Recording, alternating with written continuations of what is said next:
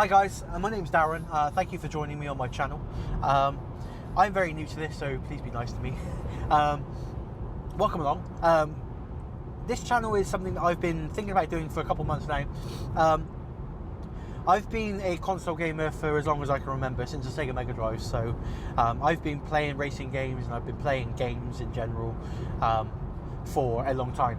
My main games that I play is racing games, and I think it's time that I take it from being a controller based racing game racer player to go into a wheel. So I want to get a sim rig and actually play it that way. So this channel is basically an introduction for me to you of how I got into sim racing, I guess.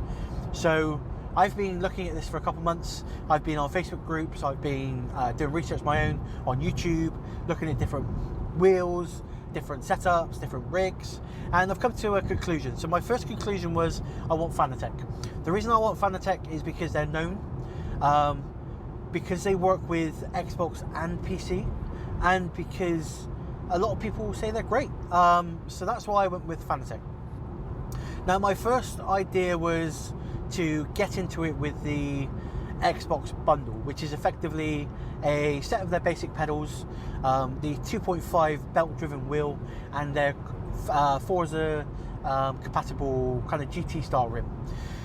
So that was my first idea, and then I saw on Facebook that there was a direct drive DD2 wheel that they sell going at a lower price than what you can buy it from Fanatec, and it was brand new.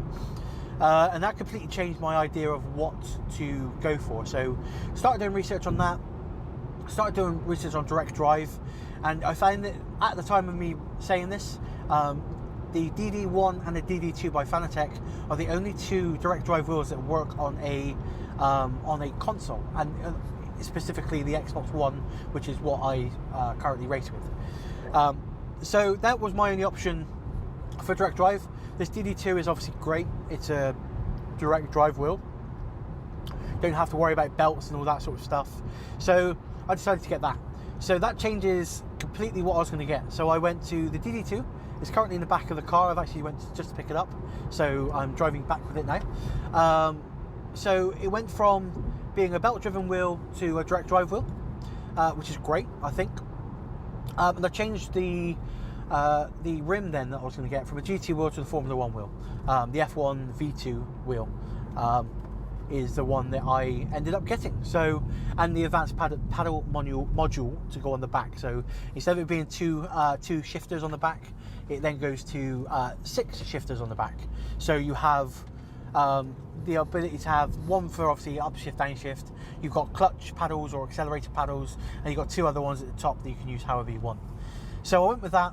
So that's the wheel, that's the base sorted, and then I went to the pedals, and I thought if I'm going to go for the pedals, I might as well go for the biggest ones they do. Again, if I've gone to the direct drive, the best they do, I might as well go for the best pedals they do. So I went with the version V3 of the Club Sport pedals. They are the ones that have got the vibrators on the back. I also bought the load cell, the brake performance kit for the load cell, so that's the different springs. And also I bought the dampener. So the dampener I'm going to put on the accelerator just to make it feel a bit more like a normal accelerator, like I'm feeling now. So I bought that from Fanatec. That's been shipped today. So I bought the extra quick shipping. So hopefully, fingers crossed, that should be with me tomorrow, and I can start setting up the firmware and things on it. So that's the steering wheel and the pedals sorted, and the base. That's what I'm going to go with.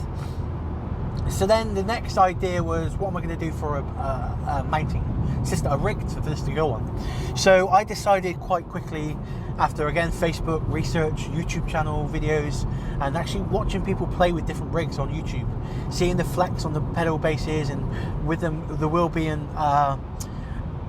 mounted, and obviously because I'm going direct drive, it's going to be quite powerful. So I wanted to make sure it was a really sturdy rig. I decided to go with the SimLab Evo GT1 Evo. So I've been chatting to those guys for a while.